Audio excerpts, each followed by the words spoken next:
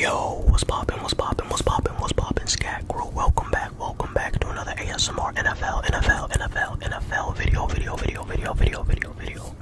We are gonna be reacting to the NFC Championship game. Now, I was going to upload this banger right here, an absolute monster of a banger, literally the day after the game finished, but the NFL blocked it. We were gonna react to the entire highlights. It was 15-minute long. It was funny. It was informational. I knew exactly what happened because I watched it. Great commentary, and then the NFL blocked it, bro. So I kind of got. I also had made one for the AFC as well. I had made one for the Ravens Chiefs game, and they got both blocked.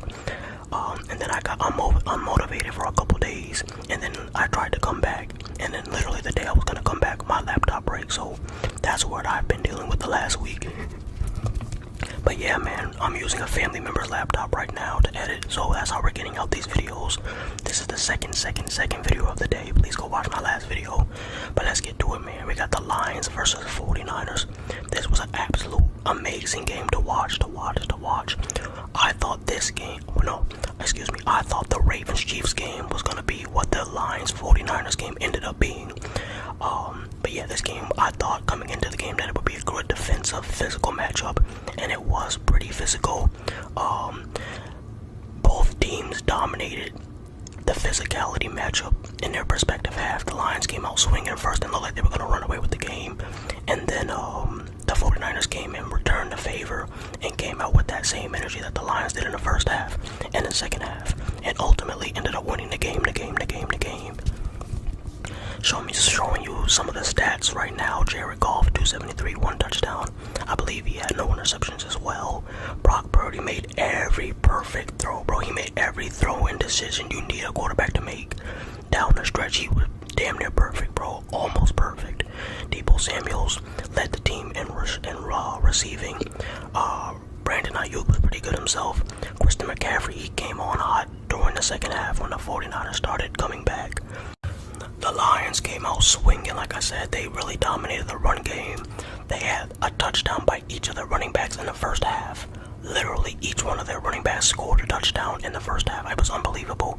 Jared Goff was taking what the defense gave him underneath, making a smart read. But the Lions just looked like the more physical team on both ends of the ball in the first half.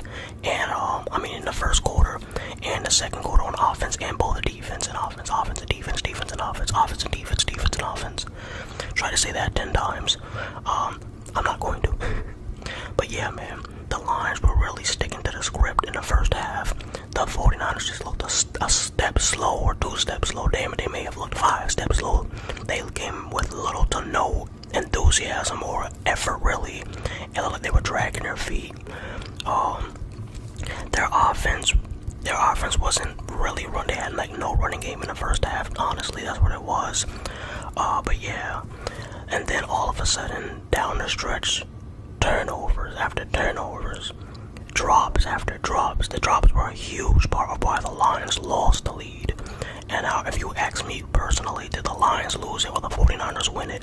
I'm gonna say the Lions lost it because I literally watched them have a turnover, like 2 or 3 drops from whoever the hell number 8 is. He had like 2 drops, but they tried. First of all, they went for it on 4th down, and they lost. They didn't convert, so that takes off points, potential points from a drive right there.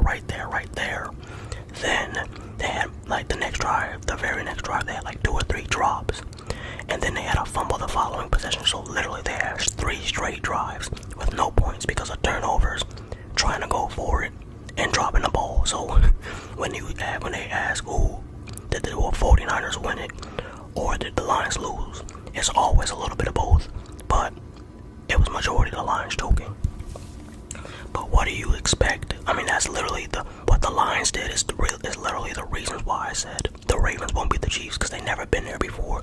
The Lions never been there before. Why would you expect a team that hasn't been in that situation for almost 20-something years, maybe even longer? Why would you think a team that hasn't been in that situation in decades would be automatically poised and ready to make every correct play down the stretch? Of course, we're gonna have missteps and turnovers and drops and like penalties because they haven't been in this pressure situation. It's a different animal. If people underestimate, they think if someone dominates the regular season, I think that's what That's what bothers me the most about sports, I guess. I think, and especially with the NBA, even more so the NBA. But I feel like in NFL and the NBA, a lot of fans overrate the regular season. You can look a certain way in the regular season and get to the playoffs and not be that same guy. Trust me, I'm a Celtics fan. I know a lot about looking one way in the regular season and then getting to the playoffs and then ultimately choking. Now, Celtics are a very young ass team, so we kind of got an excuse. I mean, I guess Detroit is young too, right? In a sense, so. But yeah, man, so the Lions just made so many mistakes and errors down the stretch. And they really lost the grip on it, man. Now let's talk about the 49ers. What did the 49ers do? Well, they got a turnover and they got to stop.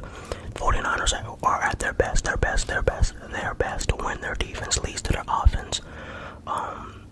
We all know the weapons they have. Ayuk, CMC, Debo, Purdy making the right decision, but it really starts with their defense, their middle linebacker core, their D-line getting pressure on the quarterback. They weren't getting much pressure on Jared Goff in the first half. In the second half, they were getting after him. I think they got 1 or 2 sacks in the second half. All their sacks came in the second half. But yeah, man, Brock Purdy, he was making, he looked like a vet. Now, I know I just finished talking about why would you automatically assume that someone who hasn't been in that situation, well, actually Purdy has. He has been in that situation. He's been to the NFC Championship, so technically he has been, but he's still a young player, so some people may not have expected him to be this ready for that moment, but he damn sure proved it, bro. He was making every read, taking what the defense gave him. I don't think he had any turnovers. If he did, it may have been 1. Oh, he did have this deep ball that should have got picked. It should have got picked, but the Lions safety dropped it. See, that's what I'm talking about. There was another. This is after the Lions had turned the ball over 3 times. The 49ers came on for offense, right? Brock Purdy throws like a 40 or 30 yard pass. It hits the Lions safety in the hands, and he drops it. And then Brandon Ayuk literally gets it, and that puts him in scoring position, like in their red zone. The Lions red zone. So it's really just so many mishaps from the Lions is why they lost, bro. They really just panicked. I don't want to say panicked, but you can see it, There was this like scene or like this footage where Jared Goff is on the sideline, right?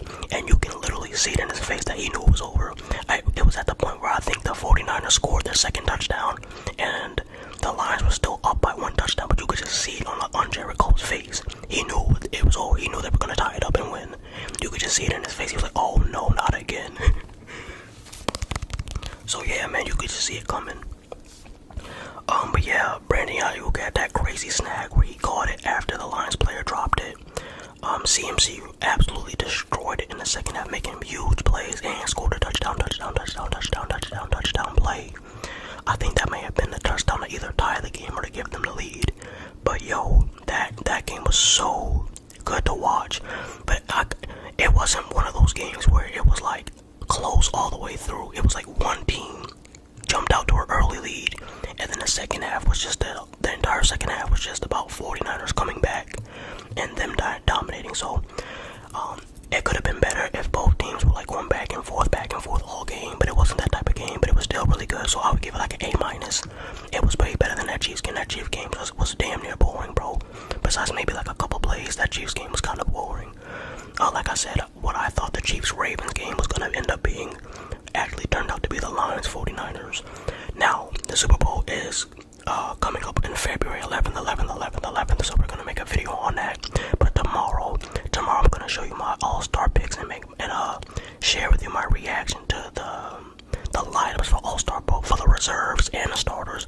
I don't know if I should finesse and get a little extra, a little extra content by separating the videos from the starters and the reserves, or just put it all together at once. So I don't know what I'm gonna do yet, but I know I'm gonna make an all-star video tomorrow, and then I'm gonna probably make a Pistons video, a Pistons rebuild video in 2K24. If you haven't seen that series, I'm gonna make a playlist. One of my later videos, my recent videos, was the Pistons video, so it should be pretty good, man. But thank you guys so much for supporting. Come back to the channel. Your boy is back. Spread the word around. Your boy is back. Matt, this cat is back, man. And I'm still in school, man. Make sure you like the video because That's debatable. If I want to drop the content, I have to make it, but I didn't have to make it today. I could have, took a little nap because I'm saying I just got out of school, but I'm about to eat real quick.